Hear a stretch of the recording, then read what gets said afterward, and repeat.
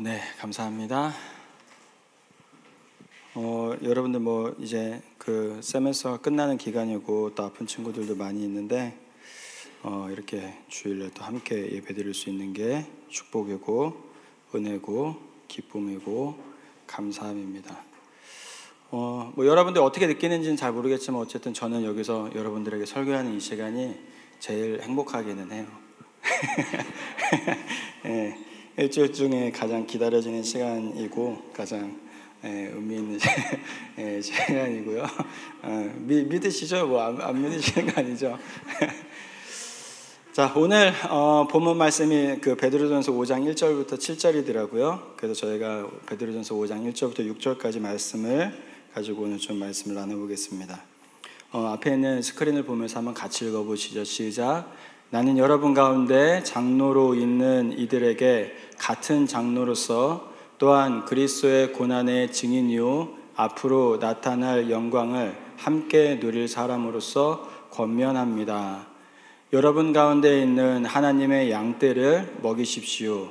억지로 할 것이 아니라 하나님의 뜻을 따라 자진하여 하고 더러운 이익을 탐하여 할 것이 아니라 기쁜 마음으로 하십시오.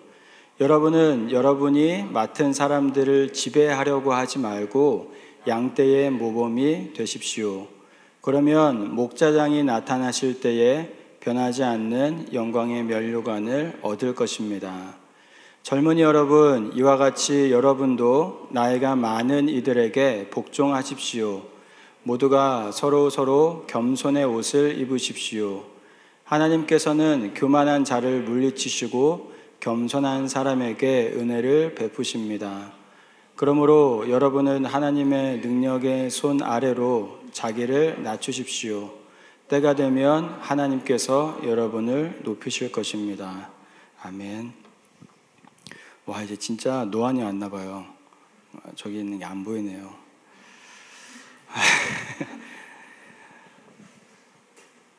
오늘은 여러분들이랑 좀 교회 얘기를 좀 하려고 그래요. 오늘 그 큐티 본문 말씀이 이 베드로전서 5장 1절부터 7절 말씀인데 교회에 대한 이야기랑 좀 교회에 대한 이야기를 하려고 합니다. 여러분, 교회라는 건 어떻게 생겨나게 됐을까요? 교회라는 건 누가 시작을 했을까요? 이 마태복음 16장 15절부터 18절을 보면 이렇게 적혀 있습니다. 예수께서 그들에게 물으셨다. 이제 제자들에게 물으신 거예요. 그러면 너희는 나를 누구라고 하느냐? 시몬 베드로가 대답하였다. 선생님은 살아계신 하나님의 아들 그리스도십니다. 예수께서 그에게 말씀하셨다. 시몬 바요나야, 너는 복이 있다. 너에게 이것을 알려주신 분은 사람이 아니라 하늘에 계신 나의 아버지시다. 나도 너에게 말한다. 너는 베드로다. 나는 이 반석 위에다가 내 교회를 세우겠다. 죽음의 문들이 그것을 이기지 못할 것이다 라고 말씀하세요. 이 말씀은 교회가 어떻게 생겨났는지에 대하여서 우리에게 가르쳐 줍니다. 어느 날 사람들이 예수님에 대하여 구약 성경에 나오는 예수님은 모세가 다시 살아난 건가? 아니면 예수님은 엘리야가 다시 살아난 건가? 라고 이야기를 하면서 예수님에 대해서 오해를 하고 있었어요.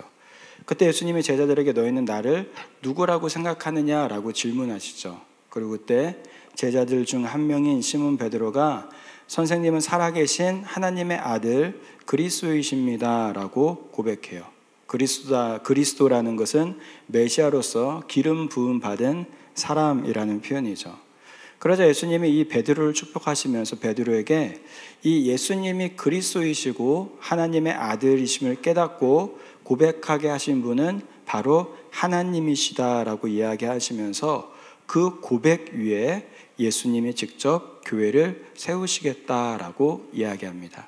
사실 이게 교회 역사에 있어서 굉장히 중요한 말씀이거든요. 왜냐하면은 천주교 같은 경우는 이 베드로가 고백한 그 베드로 위에 교회를 세우시겠다라는 말로 해석을 해요.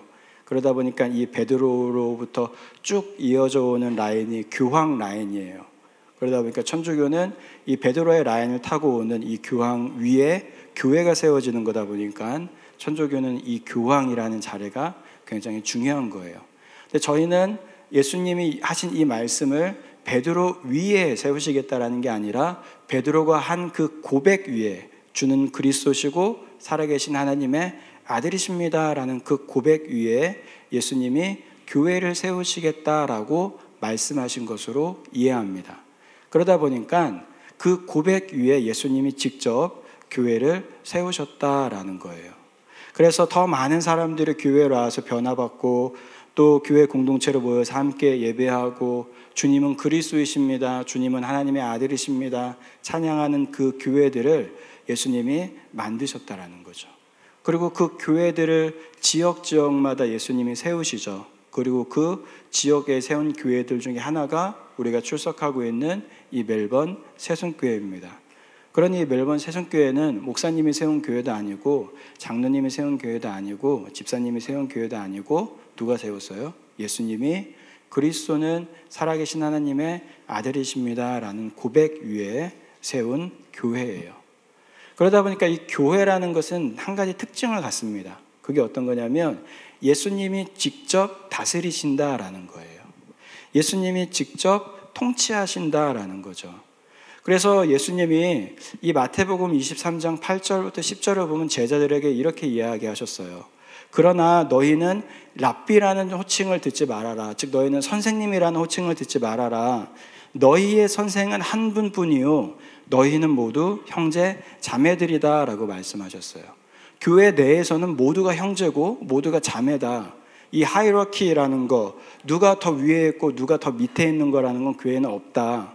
그러니까 너희는 제자들에게 예수님이 니들이 예수님의 제자라고 해서 혹은 니들이 사도라고 해서 니들이 교회에서 더 높은 것은 아니다라고 말씀하셨어요. 그러면서 너희는 땅에서 아무도 너희의 아버지라고 부르지 말아라. 너희의 아버지는 하늘에 계신 분 한 분뿐이시다. 또 너희는 지도자라는 호칭을 듣지 말아라. 너희의 지도자는 그리스도 한 분뿐이시다라고 이야기해요. 즉 교회의 지도자, 교회의 교사, 교회의 인도자, 교회의 책임자는 누구라는 거예요? 예수 그리스도 한 분이시다라는 겁니다. 사도들도 목사들도 장로들도 집사들도 그 누구도 교회를 이끄는 선생이 아니라 교회는 단 한 분 예수 그리스도께서 주인이시고 그 예수님이 직접 운영하시고 직접 가르치시고 직접 이끄신다라는 거예요. 여러분 이 말은 우리에게 놀라움을 줍니다. 왜냐하면 우리는 실제로 예수님이 와서 교회를 리딩하는 모습을 한 번도 못 봤기 때문에 그래요.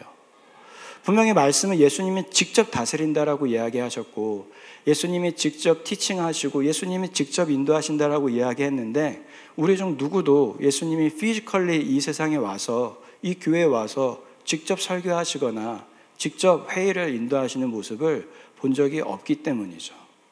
그러면 예수님이 직접 다스린다라는 이것을 실행하기 위해서 예수님은 어떻게 교회를 이끄실까? 말씀을 쭉 보면 예수님이 성령의 이 은사라는 것을 통해서 이끄시는 것을 보게 됩니다. 이 성령의 은사란 예수님이 만드신 이 교회를 건강하게 만들고 아름답게 세우고 교회를 다스리게 하시기 위하여서 우리가 예수님을 믿음으로 성령님이 우리 안에 찾아오실 때에 그 성령님이 우리에게 주시는 선물을 의미해요. 선물. 그러다 보니까 이 선물, 즉 성령의 은사에는 한 두 가지 특징이 있어요. 여러분들이 밑에 지금 고린도전서 12장 11절 말씀을 보는 것처럼 첫 번째로는 모든 사람들에게 주십니다. 즉 예수 그리스도를 구주로 믿는 모든 사람들에게 성령의 은사를 주세요. 그 말은 여러분들과 제가 예수님을 믿는다라면 최소한 하나 이상의 은사가 저와 여러분들에게 있다라는 겁니다. 두 번째는 무엇을 줄지에 대한 결정은 성령 하나님께서 하신다라는 거예요. 내가 원하는 것 혹은 내가 갖고 싶은 것 혹은 내가 얻고 싶은 것을 주시는 것이 아니라 하나님이 주시고자 하시는 그 은사를 주시고자 하신다라는 거죠. 그러다 보니까 저와 여러분들은 모두 예수님을 구주로 믿는다라면 최소한 하나 이상의 은사를 가지고 있습니다. 그러면 저와 여러분들이 가지고 있는 은사가 뭘까요?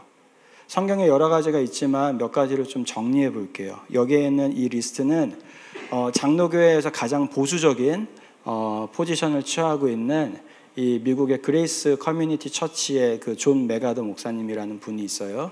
그래서 그분이 쓰신 책에서 성경에 나와 있는 이 은사의 리스트들을 좀 정리한 내용입니다.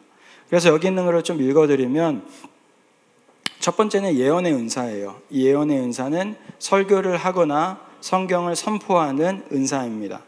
두 번째는 가르침의 은사예요. 하나님의 말씀을 가르쳐서 성경을 이해하도록 돕는 은사예요. 세 번째는 믿음 또는 기도의 은사라고 할 수 있는 겁니다. 이것은 감당할 수 없는 장애물이나 납득할 수 없는 상황 속에서 하나님을 신뢰하는 은사입니다. 그 다음엔 지혜의 은사예요. 이것은 옳은 것과 그른 것을 구별하여 성도들의 삶에 적용하도록 돕는 은사입니다. 지식이에요. 이것은 학문적 능력으로 성경의 진리를 넓고 깊게 아는 은사예요.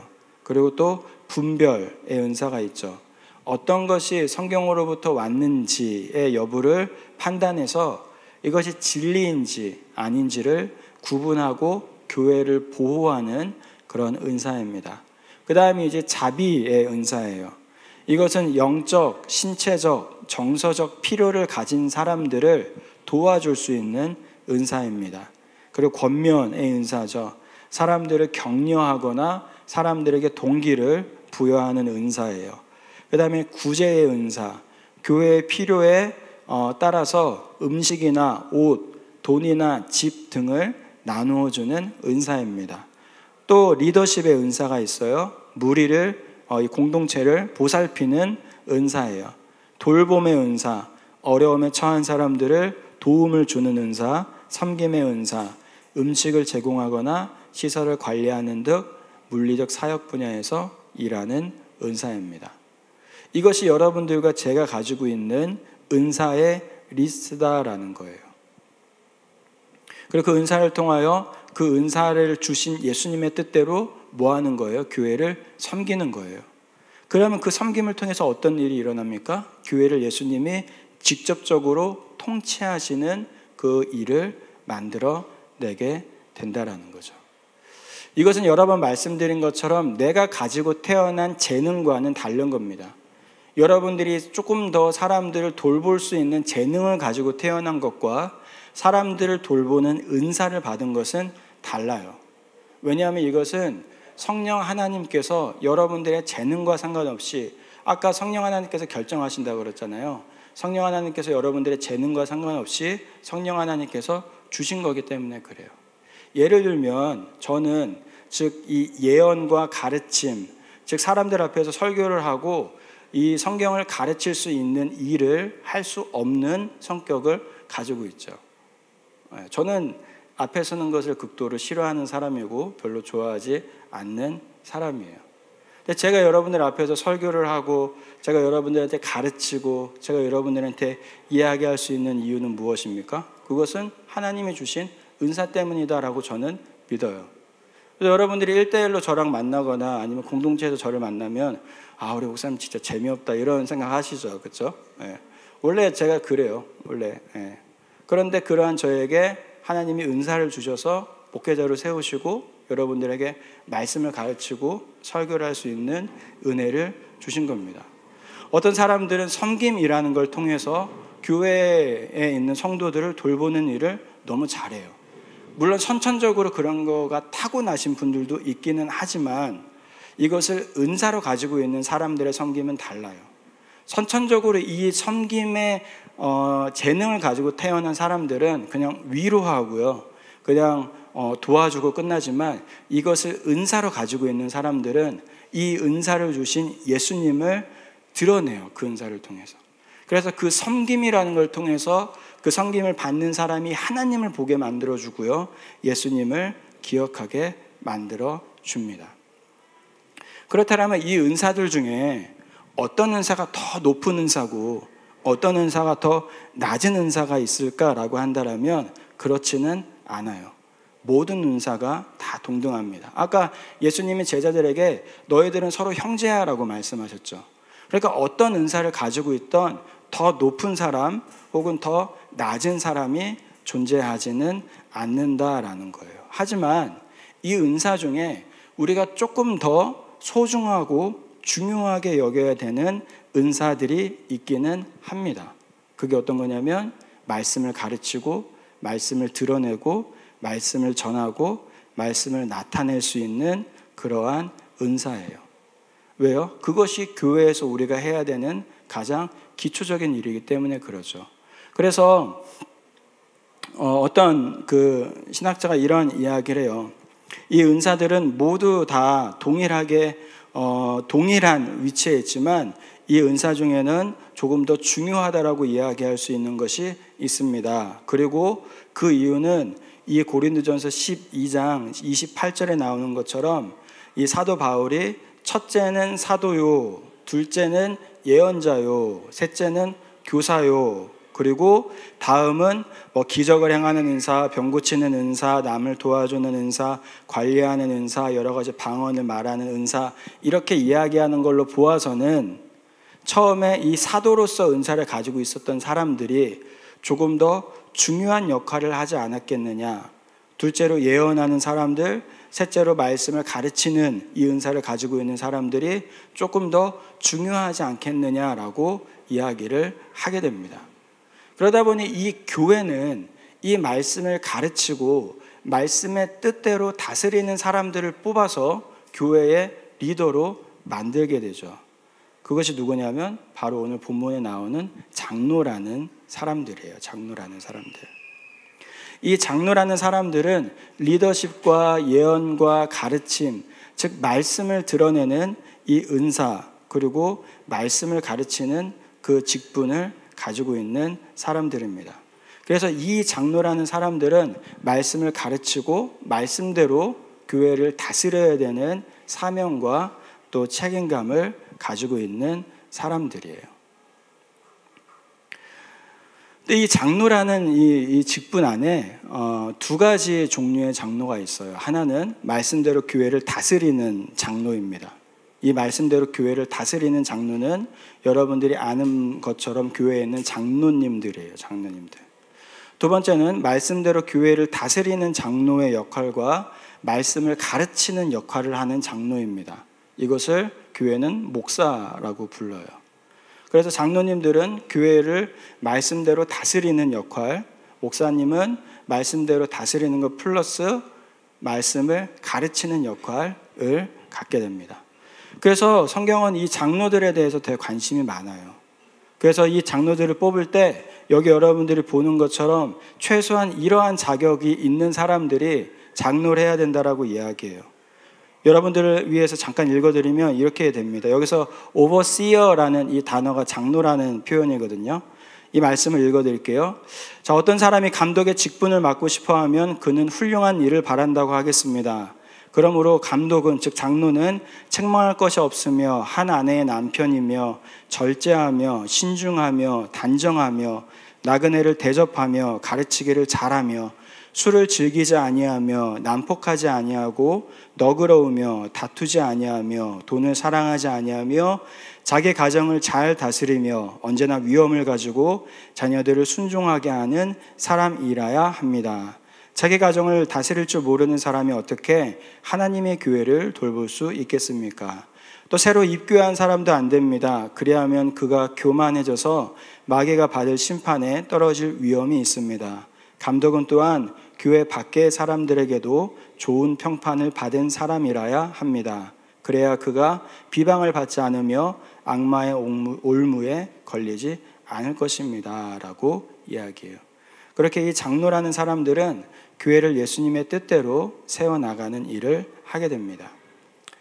그런데 이 장로들을 세우고 났더니 문제가 하나 생겨요. 그게 어떤 거냐면 교회들이 커지는 거죠. 교회들이. 특히 현대교회에서 몇 명의 장로들이 교회 전체를 돌보고 또 교회 전체를 가르치는 데 있어서 어려움을 갖기 시작해요. 왜냐하면 조직이 많아지고 사람들이 커지고 예배의 숫자가 늘어나고 또 여러 가지 해야 될 일들이 많아지기 때문입니다. 그러다 보니 이 장로라는 사람들의 역할을 도와줄 수 있는 사람들을 교회에서 세우기 시작해요. 그게 누구냐면 바로 다른 목사님들 그리고 다 부서에서 일하시는 분들이에요. 예를 들어 여러분들이 여기 한번 교회 조직들 한번 보세요. 자, 이건 우리 교회 조직도인데 우리 교회에서 가장 최고 권위를 가지고 있는 조직은 공동의회예요. 공동의회. 여러분들이 12월 말에 공동의회가 열리죠. 그때 세례를 받은 모든 교인들이 거기에 참여해서 결정을 하고 투표를 하게 됩니다. 교회의 최고의 결정기관은 공동의회예요. 그리고 그 밑에 집사 이상의 직분자들이 모이는 재직회라는 게 있어요. 그리고 그 아래 이제 우리가 성경에서 읽은 이 장로라는 사람들이 모여있는 당회라는 게 있습니다. 그런데 여기서 담임 목사님이 혼자 티칭 미니스트리를 할 수 있는 어소리티가 있는데 담임 목사님이 혼자 주일날 1부, 2부 그리고 뭐 학생부, 아동부, 유치부를 할 수 있는 여력이 안 돼요. 그러다 보니까 이 담임 목사가 가지고 있는 티칭 미니스트리의 롤을 도울 수 있는 누구를 뽑아요? 교육자들을 교회가 뽑죠. 그래서 다른 목사님들, 전도사님들을 뽑아서 담임 목사가 가지고 있는 티칭의 롤을 도울 수 있는 기능을 시키게 됩니다. 그래서 제가 학생부에서도 설교하고 제가 청년부에서도 설교하고 여러분들에게 말씀을 가르치는 모든 것들은 어디에서 오는 거예요? 담임 목회자가 가지고 있는 말씀을 티칭하는 이 롤에서 오게 되는 거예요. 두 번째로는 이 다스리는 역할을 하는 이 당회에 있는 장로님들 몇 명이 교회의 모든 것들을 다 결정하고 모든 것들을 다 실행하기에는 교회가 점점점 커져요.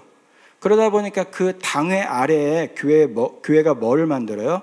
선교부를 만들고 예배부를 만들고 양육부, 교재부, 행정부, 관리부, 교육부를 만들죠. 그리고 그 교육부 안에는 청년부를 만들고 청년부에는 부장님을 당회가 세워요. 그래서 당회가 하는 이 룰링 미니스트리, 이 다스리는 사역을 하는 리더인 부장님을 청년부에 세워서 담임 목사님이 가지고 있는 티칭의 롤을 익스펜드 하는 사람인 저와 그 다음에 당회가 가지고 있는 룰링 미니스트리를 익스펜드 할 수 있는 부장님을 통해서 여러분들을 섬기게 만드는 거예요. 그러면 그 청년부 안에 있는 제가 또 혼자 모든 것을 다 할 수 없다 보니까 누구를 세워요? 순장들을 세우죠.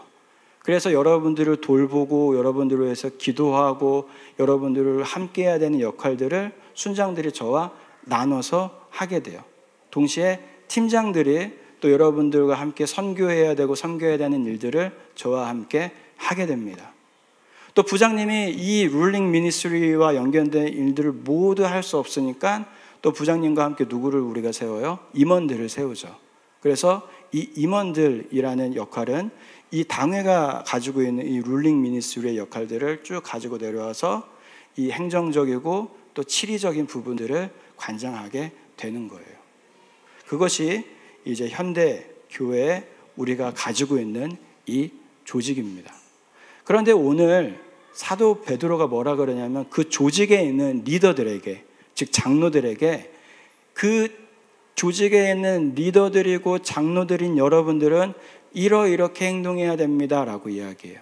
이 말은 여기 있는 여러분들 중에 누군가 순장을 하고 있고 임원을 하고 있고 팀장을 하고 있고 교사를 하고 있고 어디선가 여러분들이 섬기고 있다라면 모두 포함되는 사항이에요. 왜요? 여러분들은 지금 이 장로의 직분이 이 확장된 일들을 감당하고 있는 거기 때문에. 근데 그런 사람들에게 지금 사도 바울이 뭐라 그럽니까? 세 가지를 이야기해요. 세 가지를.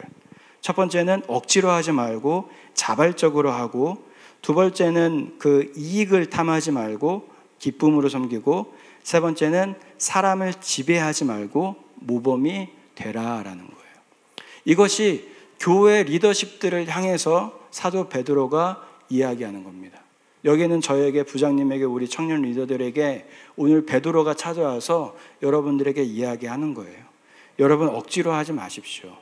여러분 기쁨으로 하시고, 여러분 잘못된 이익, 저 사람은 참 괜찮은 사람이야. 와, 쟤는 신앙이 너무 좋네. 쟤는 리더십이 너무 좋네.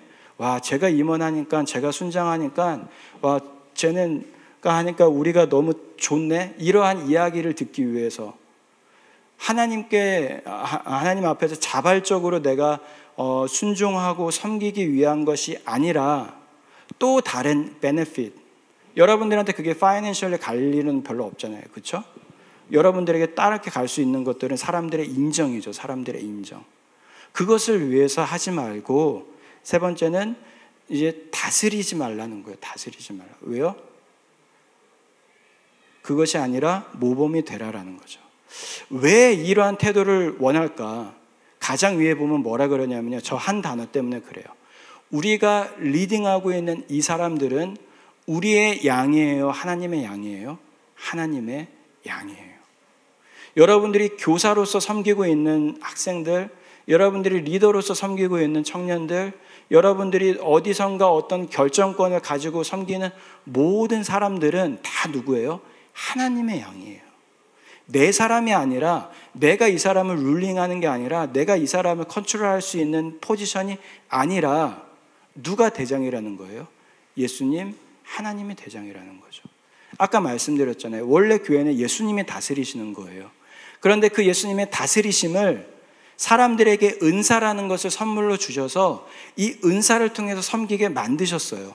그러면 이 섬기는 사람들은 이 섬김의 대상이 되는 어린이들, 청년들, 학생들, 어른들에 대해서 어떤 태도를 가져야 돼요? 이 사람들은 예수님이 다스리고 있다는 태도를 가져야죠. 예수님이 대장이 되신다라는 태도를 가져야죠. 지금 그렇게 다스리라라는 거예요.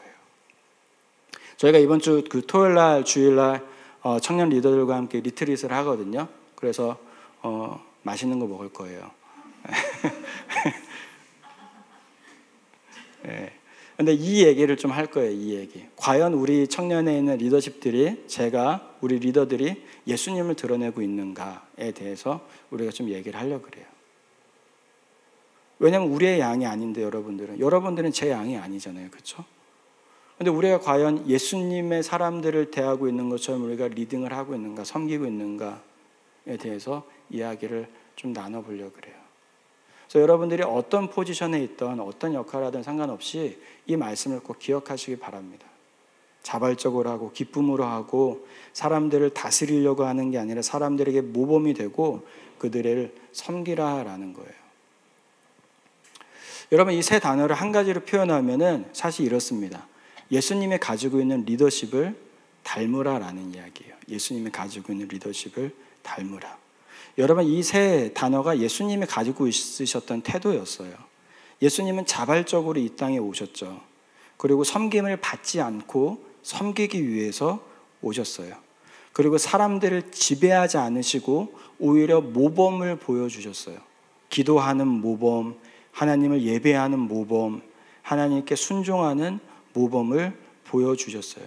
그러니 그 예수님의 리더십 아래에서 배웠던 베드로가 봤을 때 어떤 거예요? 그 예수님의 리더의 모습이 너무 좋은 거예요. 비록 베드로는 예수님을 배반했지만, 비록 베드로는 예수님을 떠났지만, 그럼에도 불구하고 베드로에게 찾아오셔서 그렇게 용서해 주시고, 그렇게 섬겨주시고, 그렇게 모범을 보여주시고, 그렇게 기뻐해 주셨던 그 예수님의 리더십이 그를 바꿨던 힘이 되었던 거죠. 그러니 베드로가 내가 경험했던 예수님의 그 리더십을 가지고 나와 함께 장로된 여러분들, 나와 함께 리더된 여러분들, 그 예수님의 태도를 우리가 좀 본받아 봅시다라고 이야기하는 겁니다. 그러면서 베드로는요, 이 리더들에게 뿐만 아니라 젊은 사람들에게, 즉 이 함께 따라가는 사람들에게도 동일한 이야기를 해요. 여기서 5절과 6절 말씀을 보면 베드로가 이렇게 이야기합니다. 젊은이 여러분, 이와 같이 여러분도 나이가 많은 이들에게 복종하십시오라고 이야기해요. 영어 성경은 엘더라고 해서 이게 장로인 엘더인지 나이가 많은 엘더인지 좀 구분하기 어렵지만 여기에서는 나이가 많은 사람들을 이야기해요.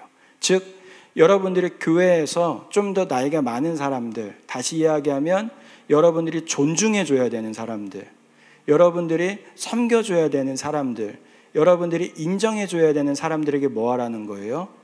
겸손히 인정하라는 거예요. 물론 이 사람들이 실수할 수도 있어요. 물론 제가 실수할 수도 있고요. 우리 청년 리더십들이 실수할 수도 있고요.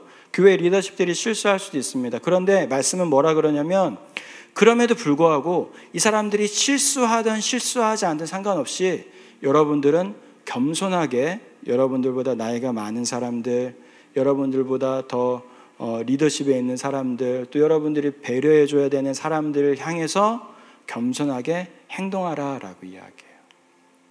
그러면서 6절은 밑에 보면 여러분 뭐라 그러냐면 하나님이 그것들을 다 보고 계실 거다라고 이야기합니다.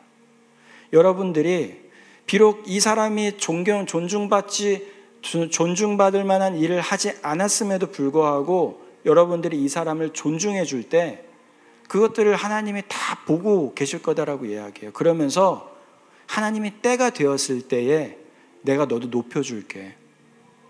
내가 너도 존중받게 해줄게. 네가 존중해도 되지 않는 그 사람을 그저 존중하기 위해서 행동한 그것을 내가 보았기 때문에 내가 너도 그렇게 높여줄게라고 말씀하세요.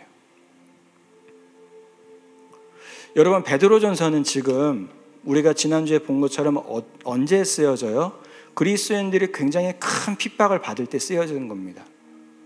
그리스도인들이 지금 막 그 불에 태워지고요. 그리스도인들이 지금 정부에 잡혀가고요. 그리스도인들에게 너 예수 믿으면 죽어라고 하는 소리들이 외쳐지는 세상에서 쓰여져요. 그런데 그러한 세상에서 베드로가 지금 뭐라 그럽니까? 장로들은 겸손하게 다스리고 교회 성도들은 겸손하게 따르라라고 이야기해요. 이 말이 무슨 말이에요? 여러분들이 겸손하게 다스리면, 여러분들이 겸손하게 섬기면, 여러분들이 겸손하게 서로를 인정하면 세상 사람들은 여러분들이 그들과 다르다라는 것을 깨닫게 될 것입니다 라고 이야기하는 거예요. 세상의 조직은 그렇게 움직이지 않아요. 그렇죠? 세상의 조직은 높은 사람들이 다스리려고 하지 모범을 보이려고 하지 않습니다. 세상의 조직은 섬김을 받으려고 하지 섬기려고 하지 않습니다. 그것이 세상에 나가면 여러분들이 일하는 곳에서 여러분들 보스에게 해야 되는 행동이잖아요. 그런데 교회라는 곳에 있는 리더는 다른 모습을 보여야 된다는 거예요. 여러분, 세상에 나가면 이 리더를 따른 팔로워들이 정말로 막 기쁨으로 리더들을 따릅니까? 막 뒤에서 막 리더들 욕하지 않아요? 여러분들도 여러분들이 일하는 직장, 여러분들이 다니는 학교의 교수님들, 여러분들이 공부할 때 만나는 선생님들 다 판단하고 다 따지고 이 사람은 이래서 안 좋고 저 사람은 저래서 안 좋고 이야기하잖아요.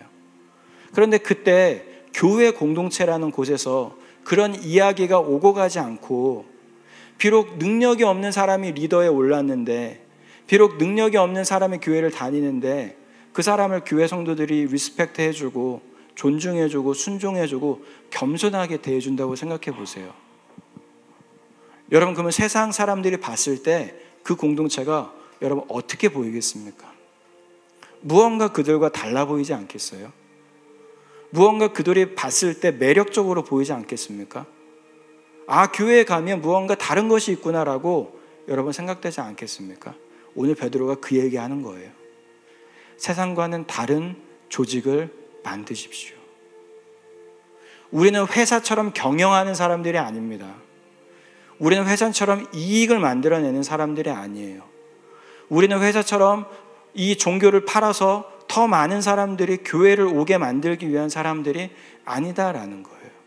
우리 조직은 예수님을 따르고 예수님을 드러내고 예수님을 나타내는 그러한 조직이 되어야 한다라는 거죠. 그렇게 이 말씀을 기억하면서 우리 청년부 안에 있는 모든 우리 청년들이 내가 있는 자리에서 내가 순장이면 순장으로서, 순원이면 순원으로서, 리더면 리더로서, 또 교사면 교사로서 어떻게 하면 나의 포지션을 통하여 예수님을 드러낼 수 있을까를 언제나 고민할 수 있는 저와 여러분들이 되기를 간절히 소원합니다. 우리 그 마음을 가지고 함께 찬양하죠.